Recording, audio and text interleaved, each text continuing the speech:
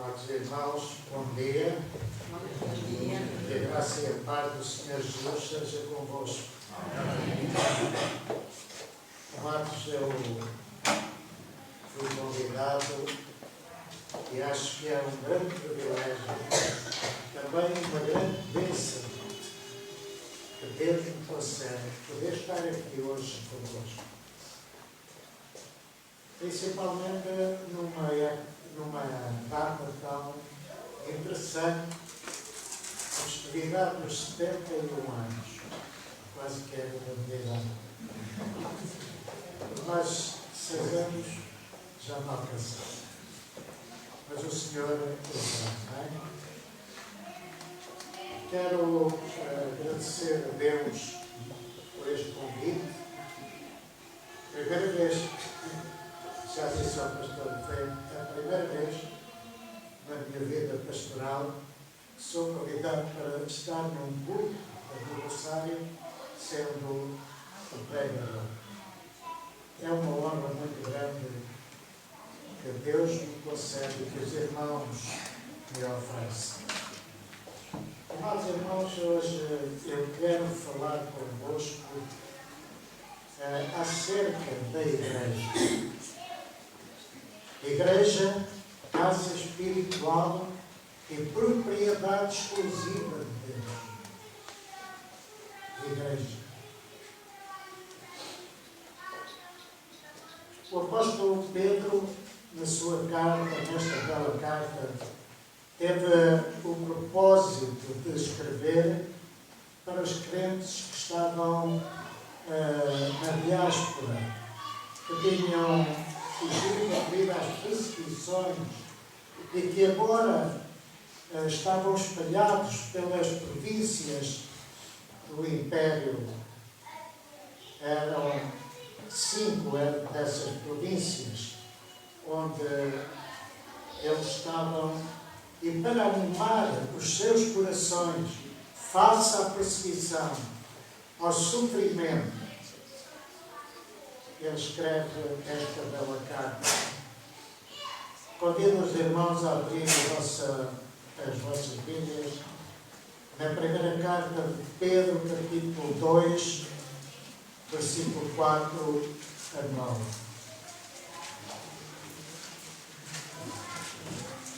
E peço a um irmão que faça o obséquio de ler esta porção. Chegamos para ele a pedra que vive, rejeitada sim pelos homens, mas para com Deus eleita e preciosa. Também vós mesmos, como pedras que vivem, sois edificados casa espiritual, para serdes sacerdócio santo, a fim de oferecerdes sacrifícios espirituais agradáveis a Deus por intermédio de Jesus Cristo. Pois isso está na Escritura. Eis que ponho em Sião uma pedra angular, eleita e preciosa, e quem nela crê não será de modo algum envergonhado. Para vós outros, portanto, os que credes, é a preciosidade, mas para os descrentes, a pedra que os construtores rejeitaram, essa veio a ser a principal pedra angular, pedra que tropeça e rocha de ofensa. São estes os que tropeçam na palavra, sendo desobedientes para o que também foram postos. Vós, porém, sois raça eleita, sacerdócio real, nação santa, povo de propriedade exclusiva de Deus, a fim de proclamardes as virtudes daquele que nos chamou das trevas para a sua maravilhosa luz. Vós, sim, que antes não erais povos, mas agora sois povo de Deus, que não tinhas alcançado misericórdia, mas agora alcançaste misericórdia. Obrigado.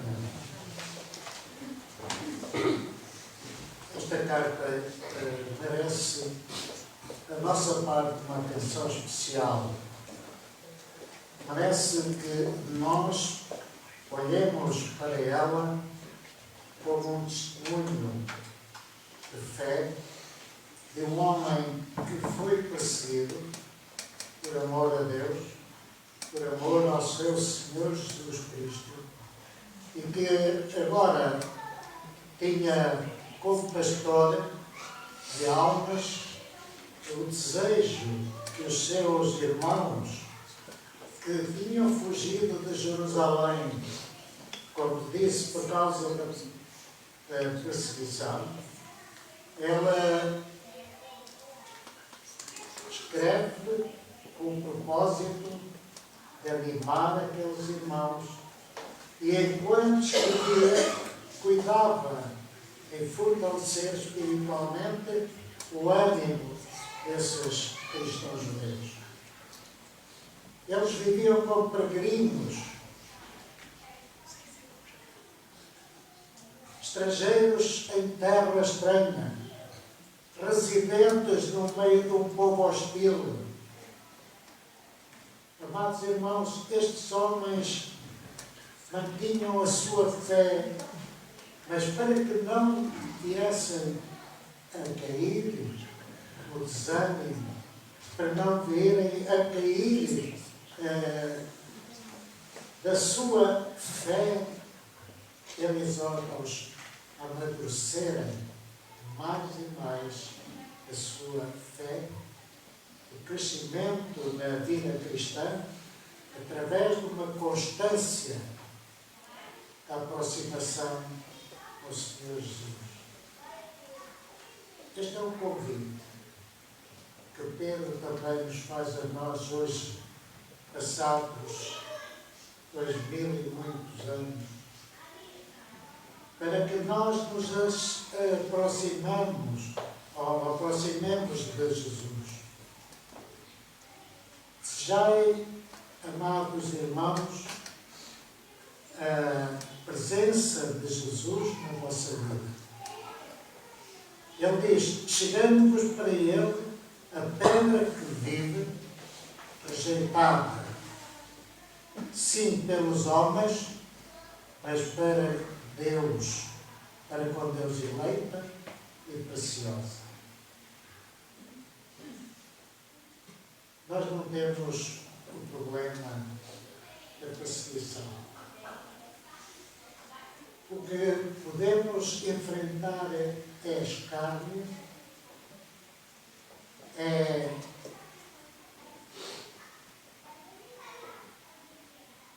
a palavra da intolerância, quando falamos de Cristo, a corações que não querem mudar o seu caminho, não querem mudar a sua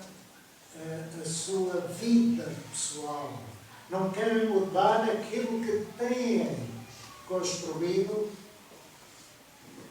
e que julgam ser o melhor para eles. Mas eu sou do tempo em que aqui em Portugal havia perseguição da polícia e da Igreja Católica. Apostólica, diz a Igreja Apostólica. A minha mãe foi presa e esteve presa durante 16 horas, com um filho com 5 anos e uma filha com 2 anos, apenas porque transportava no seu braço a Bíblia Sagrada. A polícia foi chamada ao local onde a minha mãe se encontrava para apreender a Bíblia e levá-la para o cárcere. Por isso sei compreender um pouco mais, ou menos, mas compreender um pouco do muito que sofriam os nossos irmãos. Agora, Paulo, ou Pedro, diz-nos que nós devemos afastar-nos da malícia, do engano e de tudo o que possa minar a unidade da Igreja e do amor mútuo. Precisamos de ter confiança que o Senhor nos provará nos momentos de maior aflição. Se nos lembrarmos, por exemplo, do que acontecia com Davi, lá quando era perseguido, o Senhor sempre esteve com ele e o livrou dos obstáculos que eram vantagens. Nós precisamos de reconhecer que sofrer por amor a Cristo é alegria, motivo de alegria e não motivo de sofrimento. Nós precisamos da realidade de nos afastarmos de tudo que mina a comunhão dos irmãos, como na igreja de Atos 2. Os crentes devem mostrar amor, cooperação, uns para com os outros, e quando decidimos usar a palavra de Deus e o amor de Cristo, isso motiva-nos a amar-nos mutuamente por termos todos nascido em Cristo.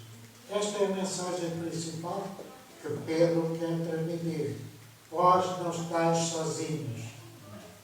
Vós tendes Cristo como cabeça da igreja, como casa espiritual. Ele é a pedra que vive, a pedra que é a pedra angular, e que nós mesmos somos pedras que vivem. E por tal somos nós edificados como igreja pelo poder e o Espírito de Cristo. É interessante. É interessante que Pedro continua no tom do capítulo 1, dizendo àqueles irmãos que deviam estar completamente convencidos que não sofreriam. Outro ponto importante é o facto de Deus nos fazer casa espiritual para Ele habitar. Esta mensagem é uma mensagem de fé, uma mensagem de confiança para quem está longe do centro onde tudo se decide. Eles estavam longe de Jerusalém. Eles não podiam ter o contacto com a igreja que se reunia e que louvava a Deus em comunhão plena. Mas Pedro diz: nós somos responsáveis por deixar que essa casa sempre esteja em ordem, esteja bem organizada.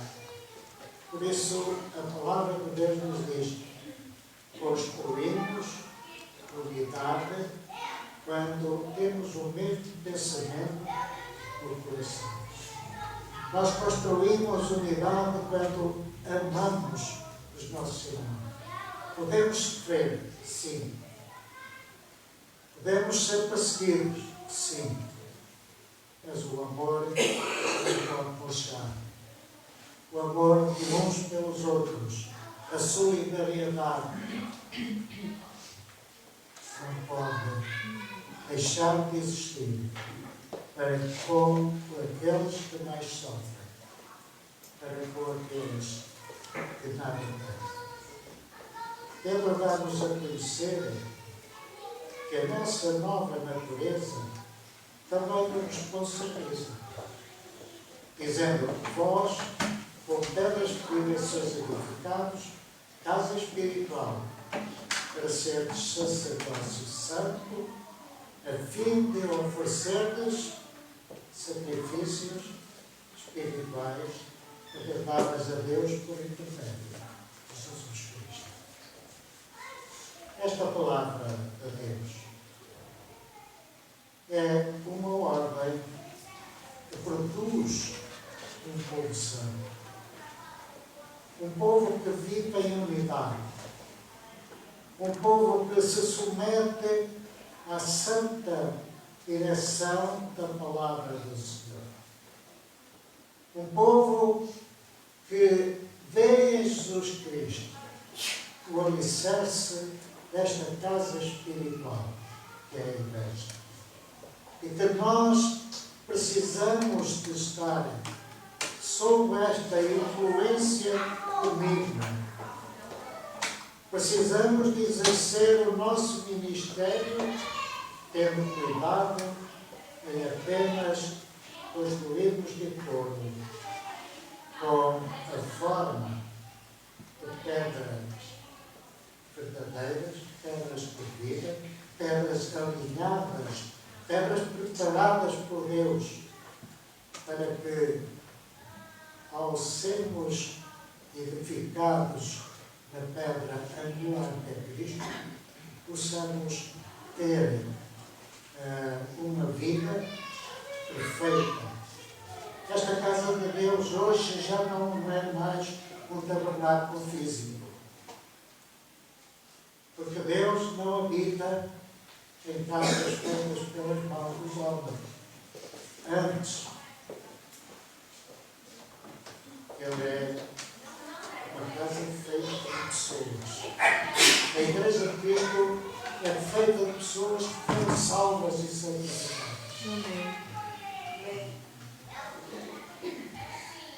A casa espiritual de Deus já não é feita de pedras e madeira,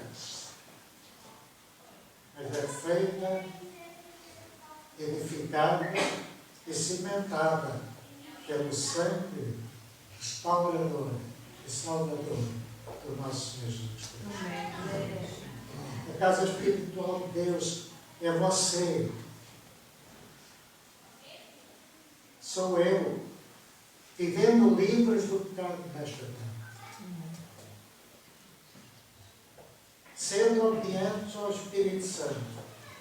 Vivendo a unidade e a plenitude da verdade. Precisamos de irradiar a luz brilhante e resplandecente da verdadeira Igreja, dando o mundo perdido e poluído. O Senhor Jesus disse: vós sois a luz do mundo. Se não irradiarmos esta luz, não a fizermos brilhar, como poderão aqueles que andam nas trevas observarem o favor que Jesus veio trazer, a salvação das nossas almas. Se nós não resplandecermos como verdadeira Igreja perante o mundo perdido, como é que os que nos rodeiam podem ver que há esperança para as suas vidas? O elemento-chave da ética de Pedro, esta primeira carta, é manter um coração limpo. Manter um coração purificado. Manter um coração limpo pelo sangue de Cristo. Não permitindo jamais que se instale na nossa vida, no nosso coração, ódio, rancor, que é tão próprio dos homens, insinceridade ou inveja, para que aqueles com quem discordamos ou aqueles que nos perseguem. Pedro justifica isso dizendo, ou perguntando: não sabeis vós que o vosso corpo é santuário do Espírito Santo, que habita em vós e o qual temos da parte de Deus, e não pertenceis a vós mesmos? Isto quer dizer, irmãos, que nós, no corpo de Cristo, não temos direito a exibir o nosso ser material. Temos que deixar para trás tudo quanto era do velho homem, porquanto nós fomos feitos novas criaturas. E a missão fundamental que temos é de unificarmos em Cristo, pois somos o seu corpo. Jesus, a nossa cabeça, Precisamos de anunciar o Evangelho de Cristo. Essa é a razão da nossa existência. O nosso ser não conta. Porque agora somos novas criaturas. No passado tínhamos um coração de terra. Mas hoje foi colocado em nós um coração de carne. E essa é a razão de nós existirmos como igreja. Nós temos que, diz o versículo, nós temos o propósito de proclamarmos as virtudes daquele que nos chamou das trevas para a sua maravilhosa luz. Pois a igreja é denominada aqui casa espiritual, raça eleita, sacerdócio real, nação santa, povo de propriedade exclusiva de Deus. Onde fica o nosso eu? O nosso eu foi crucificado por Cristo na cruz. O nosso eu não tem mais poder sobre nós. Nós fomos transformados, feitos novas criaturas para adorar, para viver em comunhão com aquele que nos chamou.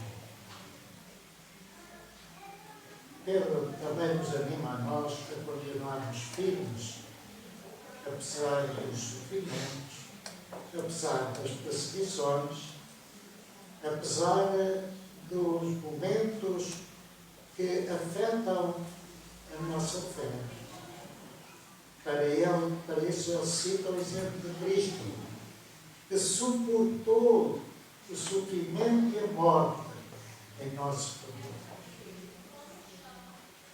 Os crentes que eram perseguidos e nós que provavelmente os que vivemos ainda sofreremos a amargura da perseguição. Quando Jesus vier para trabalhar a perfeição e nos levar para Ele, nós precisamos de olhar ao sofrimento que Cristo tem. Ele não recalcitrou. Na cruz ele não acusou os seus, não blasfemou contra aquelas pessoas que o perseguiram, que o levaram à cruz. Cristo não falou mal dos seus assassinos. Orou em nosso favor. Orou em favor daqueles que o maltrataram, pedindo ao Pai, perdoa-lhes no sangue do Pai. Meus irmãos, quando na igreja de Cristo, por algum motivo nós entendemos que as coisas não correm como nós pensamos, olhemos para Cristo. Olhemos para a igreja de Cristo. A igreja modelo que havia, a igreja de Atos 2, versículo 27 e diante. Nós precisamos de olhar para esses irmãos e compreender que a minha liberdade termina quando começa a liberdade do Pedro. Quando Pedro afirma que nós somos geração eleita, ele lembra-nos que se deve essa condição não a qualquer mérito nosso, mas à maravilhosa graça de Deus. Uma referência que Pedro faz em Isaías 43:20. Diz assim: porém, nem sequer éramos povo. Apesar disso, Deus nos amou, não nos separou como filhos amados. Este é, na realidade, a nossa mãe. Por isso, Pedro titula que nós fomos escolhidos como pedras preciosas, sendo o apóstolo dos que rejeitam Jesus. Pedro diz que nós classifica-nos como crentes e descrentes. Mas, irmãos, a Igreja de Cristo, por este tempo tão materialista em que nós vivemos, tem, na realidade, crentes, como dizia o pastor Martins, o pastor João Santos deve lembrar, dentro de uma igreja há crentes e carentes. Os crentes são pessoas que ouviram falar de Jesus, e num apelo levantaram as suas mãos, foram à frente, mas depois, apesar de frequentarem a comunhão da igreja, não estão integrados ao corpo de Cristo. E por isso, tantas vezes nós temos nas nossas assembleias divisões, discussões e lutas. Por isso, Pedro diz que nós, e isto é que deve estar presente na consciência, nós como pedras preciosas. Essa é a diferença entre os que creem em Jesus Cristo e os que não creem. Para a salvação das suas almas. Amados irmãos, tempo está longo. É bastante elucidativo o facto de apenas aqueles que foram santificados serem convertidos à Igreja de Cristo, à Igreja verdadeira. Nós estamos a referir-nos à casa espiritual de Deus na terra. Nós somos propriedade exclusiva de Deus. Nós já não temos mais direito sobre nós. Cristo pagou a carta da alforria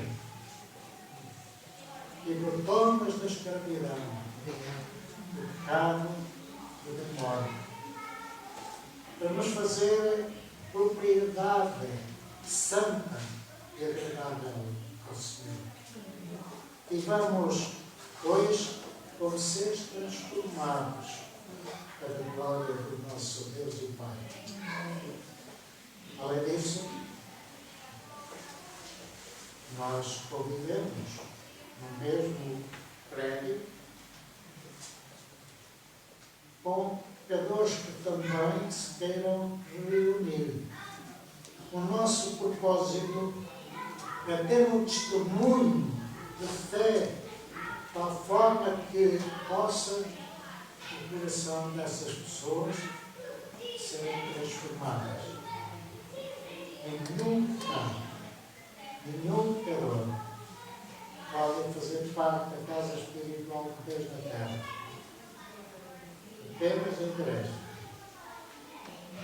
verdadeira, a igreja cuja direção temos o Espírito do Senhor, é propriedade exclusiva de Deus.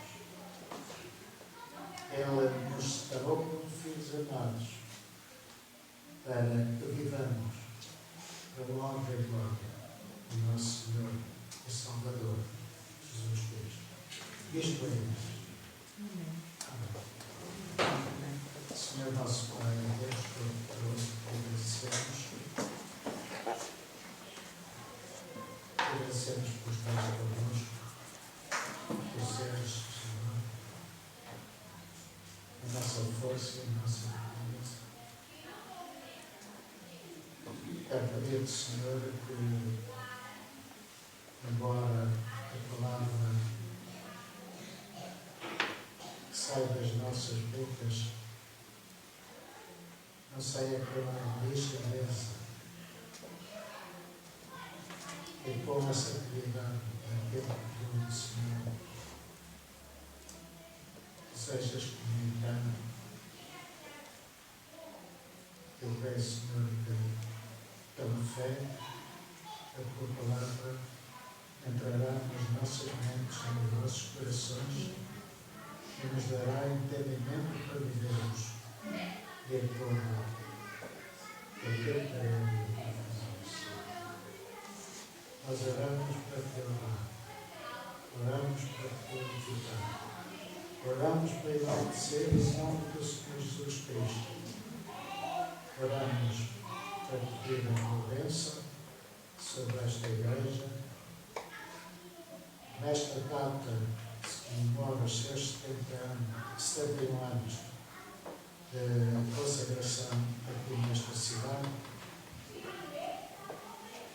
E também para que o futuro, o presente e o futuro, sejam guiados pelo teu Santo Espírito.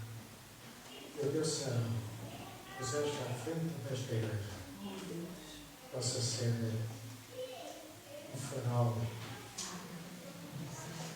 para que os seus irmãos na fé, iluminando os altos